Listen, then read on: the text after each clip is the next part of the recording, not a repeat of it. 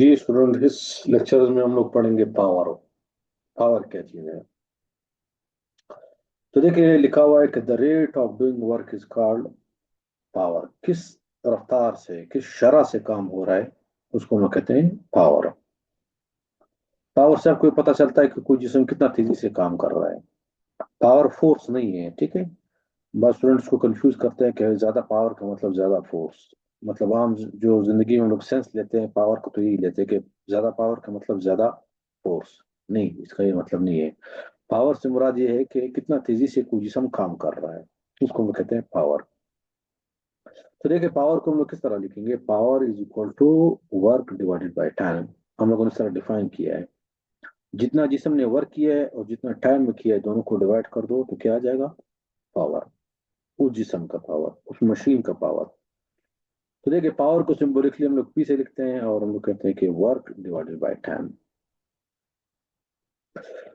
अभी सवाल ये पैदा होता है कि वर्क कौन सी क्वांटिटी है। तो सिंपल सी बात है कि वर्क भी स्केलर, टाइम भी स्केलर। तो दो स्केलर क्वांटिटीज को हम डिवाइड करेंगे तो स्केलर ही आएगा। तो पावर जो है एक स्केलर क्वांटिटी है। और पावर का यूनिट क्या होगा, तो हम लोग इसी क्वेश्चन में आ जाते हैं। वर्क का यूनिट जो हमें पता है वो जाउल है। टाइम का यूनिट सेकंड है, तो जाउल पर सेकंड ये वर्क का यूनिट आ गया। लेकिन जाउल पर सेकंड को एक इंजीनियर था, जेम्स वाट। उसने पहला स्टीम इंजन बनाया था। तो उसके एजाज में हम उसको कहते हैं वाट। आप जाउल पर सेकंड लिखो, बिल्कुल सही है, इसमें कोई मसला नहीं है। लेकिन उस इंजीनियर को, साइंटिस्ट को एजाज देने के लिए हम लोगों ने क्या किया? जाउल पर सेकंड को नाम दिया वाट। और वाट को हम लोग किस हजार करते हैं? डब्ल्यू से हजार करते हैं, कैपिटल डब्ल्यू से हजार करते हैं। अभी आ जाते हैं इसकी मीनिंग, समझते हैं कि पावर क्या चीज है। तो देखिए, यहाँ पर फर्ज करें, मैं एक मिसाल बता रहा हूँ कि ये एक बिल्डिंग है। ये एक बिल्डिंग है। ये एक बिल्डिंग है। और यहाँ पे पत्थर पड़े हुए हैं या सीमेंट की बोरियां पड़ी हुई हैं। और इन सीमेंट की बोरियों को या पत्थर को या कोई भी चीज है, इसको मैं इस बिल्डिंग के टॉप पे ले जाना चाहता हूँ। बिल्डिंग के टॉप पे ले जाना चाहता हूँ, तो मुझे क्या करना पड़ेगा? वर्क। अभी मैं क्या करता हूँ? ये वर्क दो तरीकों से करता हूँ। एक तो मैं काम करता हूँ, ये वर्क करता हूँ क्रेन के जरिए। और दूसरी मरतबा ये काम करता हूँ मैं किसके जरिए? लेबर के जरिए। किसके जरिए? लेबर के जरिए। तो चेक करते हैं कि दोनों की पावर में क्या फर्क आएगा। सही। तो पहले मैं क्या करता हूँ, इसको आप इस तरह समझ ले कि ये पत्थर जो है या ये जो सीमेंट की बोरी है, उसको मैं ऊपर ले जाऊंगा क्रेन के जरिए। दूसरी मरतबा ये पत्थर जो है, बोरिया मैंने नीचे गिरा दी, अभी दोबारा लेबर ले जा रहे हैं। तो दोनों केसेस में वर्क सेम आ गया, क्योंकि हाइट सेम है, बोरियों की तादाद सेम है, तो वर्क सेम आएगा। तो क्रेन के केस में फर्ज करें, मैं कहता हूँ कि वर्क है 1000 जॉल। समझने के लिए मैं कितना ले रहा हूँ? 1000 जॉल। हो सकता है 1000 से बहुत ज्यादा हो। तो लेबर भी कितना काम कर रहे हैं? 1000 जॉल। क्योंकि बोरियों की तादाद जो है, या ईंटों की तादाद या पत्थरों की तादाद सेम है, और हाइट भी सेम है, तो वर्क सेम आएगा। लेकिन याद रख ले, अब यहाँ से आपको पता नहीं चल रहा कि कौन थी। अगर आप सिर्फ उनका वर्क देखेंगे तो वर्क तो सेम आ रहा है। तो यहाँ पे अभी आ जाता है टाइम का फर्क। अगर हम लोग टाइम देख ले, तो क्रेन जो ये काम कर रहा है, फर्ज करें क्रेन ये काम करता है 10 सेकंड में। तो लेबर फर्ज करें करते हैं 100 सेकंड में। लाजमी बात है कि लेबर ज्यादा टाइम लेंगे। तो अभी आप दोनों का पावर मालूम कर ले, तो power is equal to work upon time. ये आ जाएगा 1000 जूल बटा 10 सेकंड। तो ये आ जाएगा 100 जूल पर सेकंड। 100 जूल पर सेकंड। और इसका कितना आ जाएगा? 1000 जूल बटा 100 सेकंड। तो ये कितना आ जाएगा? ये कैंसिल होकर 10 जूल पर सेकंड। 10 जूल पर सेकंड। तो अभी देखिए, यहाँ पे वैल्यूज में बड़ा फर्क आ रहा है। ये कह रहा है कि ये जो क्रेन है हर सेकंड में कितना काम कर रहा है? 100 जूल। पी सेकंड वो 100 जूल वर्क कर रहा है, लेकिन लेबर जो है पी सेकंड 10 जूल वर्क कर रहे हैं। तो काम की जो रफ्तार है, काम करने की शरह जो है, वो किसकी ज्यादा है? क्रेन की ज्यादा है। क्रेन की ज्यादा है।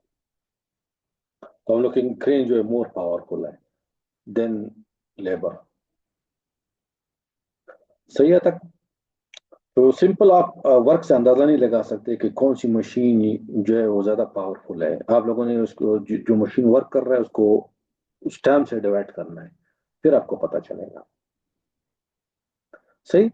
तो अभी देखिए इन दोनों को मैं इस तरह भी लिख सकता हूँ, इन दोनों को मैं इस तरह लिख सकता हूँ कि जो क्रेन है उसकी पावर है 100 वाट, क्योंकि जूल पर सेकंड वाट है। और जो लेबर है इसके मैं कहता हूँ 10 वाट, क्योंकि जॉल पर सेकंड वाट के बराबर है।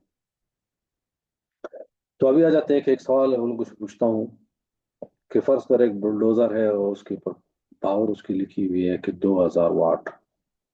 2000 वाट, तो क्या मतलब है? अब इसका मतलब बताएं। वीडियो पास करे थोड़ी देर में बताता हूँ।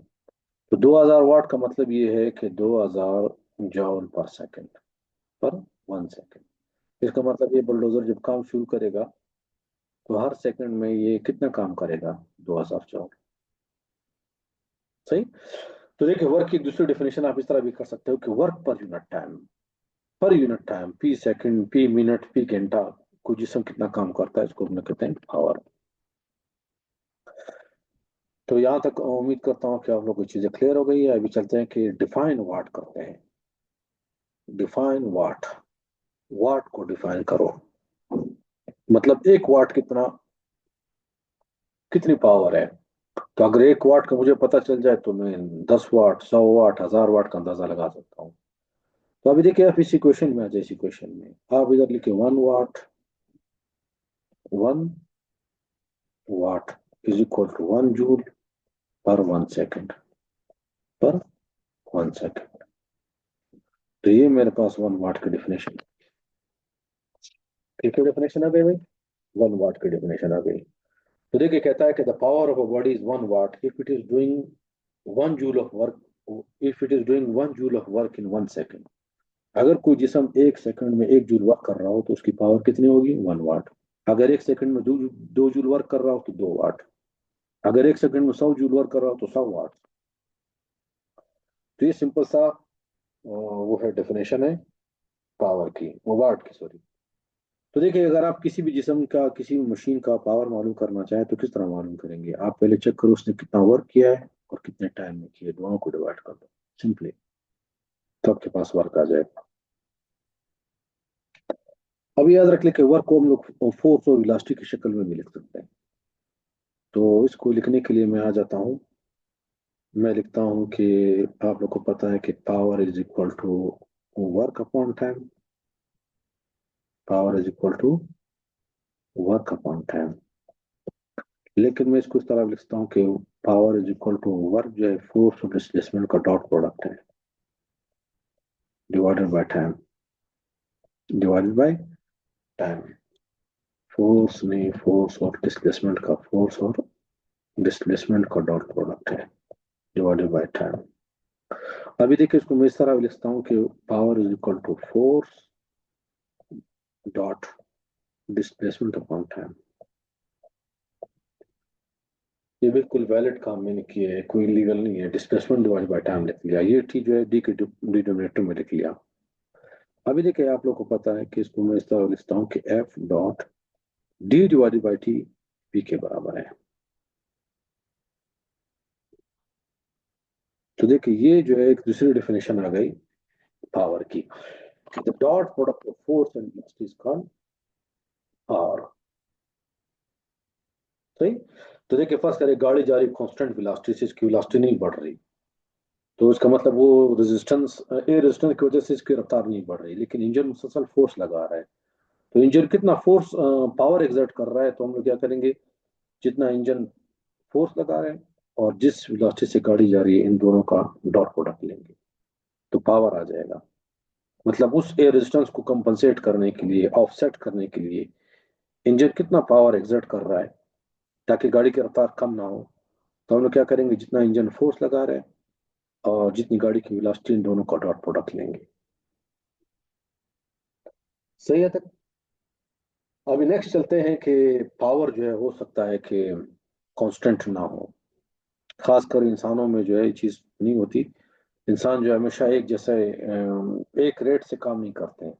फर्ज कर एक लेबर है, सुबह के टाइम वो बहुत तेजी से काम कर रहे हैं, लेकिन दोपहर को उसकी जो काम करने की सलाहियत है वो कम हो जाती है, शाम को और कम हो जाती है।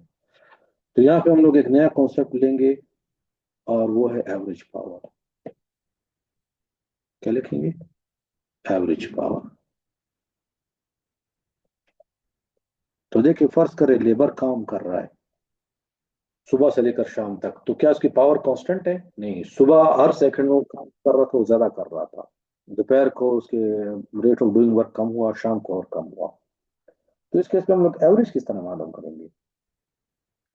तो यहाँ पे हम लोग लिखेंगे power average is equal to जो टोटल वर्क हुआ डेल्टा डब्ल्यू डिवाइडेड बाय जितने टाइम में हुआ, उसको डिवाइड कर देंगे तो पावर एवरेज आ जाएगा। Average power. सही। मतलब एक मजदूर है, उसने काम शुरू कर दिया सुबह से लेकर शाम तक, तो हम लोगों ने देखना है कि सुबह से लेकर शाम तक उसने कितना वर्क किया है, और जितने टाइम में किया दोनों को डिवाइड कर देंगे तो ये एवरेज पावर आ जाएगा। एवरेज पावर जो है दरमियान में हर लम्हे पर आपको पावर नहीं बताता, ये एवरेज बता रहा है। तो देखिए, फर्ज करें एक मशीन है, उसकी एवरेज पावर है 120 वाट। 120 वाट। तो इसका मतलब ये है कि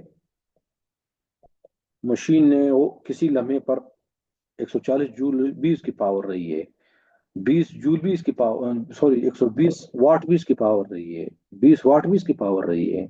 120 से ज्यादा, 120 से कम, ये एक दरमियानी वैल्यू है, एवरेज वैल्यू है। ठीक है। तो मशीनों की जो है पावर है वो भी वक्त के साथ कम ज्यादा हो सकती है। तो अगर आप लोगों ने लंबे ड्यूरेशन के लिए देखना है तो हम लोग फिर क्या करते हैं, एवरेज लेते हैं। क्योंकि हर लम्हे पर तो हम लोग चेक नहीं कर सकते, तो हम लोग कहते हैं एवरेज पावर बताओ इसकी। ठीक है। तो याद रखिए, इंसानों की तरह मशीनों मशीनों की पावर भी जो है कांस्टेंट नहीं रहती, ओवर टाइम ये चेंज हो सकती है। तो इस केस में हमारे पास जो अच्छा कॉन्सेप्ट है वो क्या है कि उसका हम लोग एवरेज ले लें। ये जिस बिल्कुल इस तरह जैसे हम लोगों ने एवरेज वेलोसिटी पढ़ी थी। एक और कॉन्सेप्ट है, उसको हम लोग कहते हैं इंस्टेंटेनियस पावर।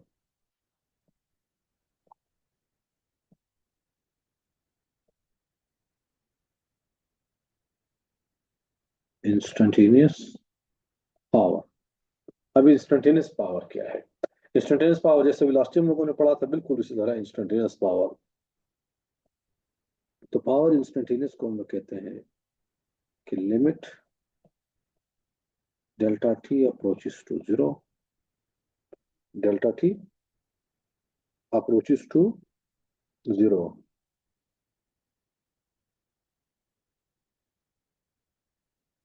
और हम लोग लिखेंगे कि delta W upon delta T. Delta T. तो हम लोग लिखेंगे, इसको किस तरह कहेंगे कि ये छोटे से टाइम में, कि डेल्टा टी बिल्कुल अप्रोच कर रहा है जीरो के, इसमें जितना वर्क हुआ है तो उस वर्क को स्मॉल इंटरवल ऑफ टाइम से डिवाइड कर देंगे, तो ये क्या आ जाएगा, इंस्टेंटेनियस पावर।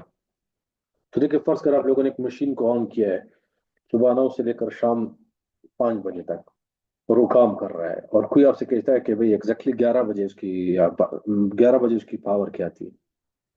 तो आप लोग क्या करेंगे, 11 बजे से थोड़ी देर पहले स्टॉप वॉच ऑन करेंगे, 11 बजे के थोड़ी देर बाद स्टॉप वॉच ऑफ करेंगे, और उस थोड़े से लम्हे में देखेंगे कि उस मशीन ने कितना काम किया है। तो दोनों को डिवाइड कर देंगे तो क्या आ जाएगा, इंस्टेंटेनियस पावर। बिल्कुल इसी तरह कॉन्सेप्ट हम लोगों ने पढ़ा था इंस्टेंटेनियस वेलोसिटी का। अच्छा, एक और यूनिट है, कमर्शियल यूनिट है पावर का। सॉरी, कमर्शियल तो हम लोग नहीं कह सकते, मैकेनिकल इंजीनियरिंग में इस्तेमाल होता है, और वो है हॉर्स पावर। हॉर्स पावर, ये भी एक यूनिट है पावर का। तो हॉर्स पावर क्या है कि एक नॉर्मल जो घोड़ा होता है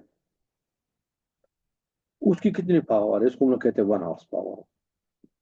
और ये देखा गया है कि अगर आप चेक कर ले कि नॉर्मल साइज का जो घोड़ा होगा, हॉर्स होगा, उसकी जो पावर है वो तकरीबन 746 वाट होती है। कितनी होती है? 746 वाट होती है।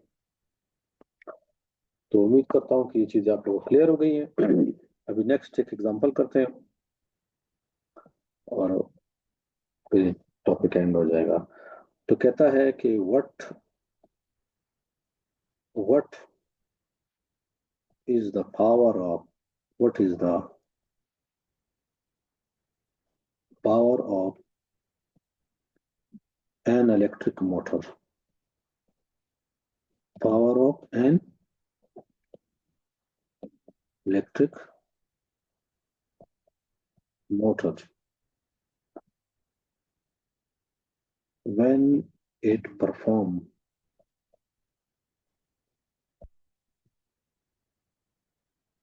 work of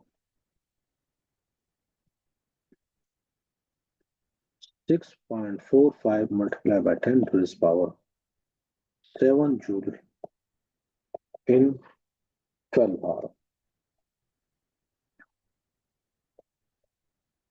12 hours.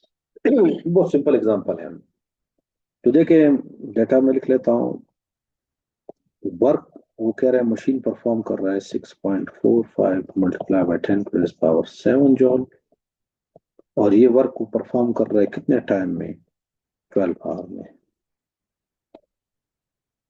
तो 12 आवर को सेकंड में बदलना है, तो देखिए 12 एक आवर जो है 3600 सेकंड के बराबर होता है।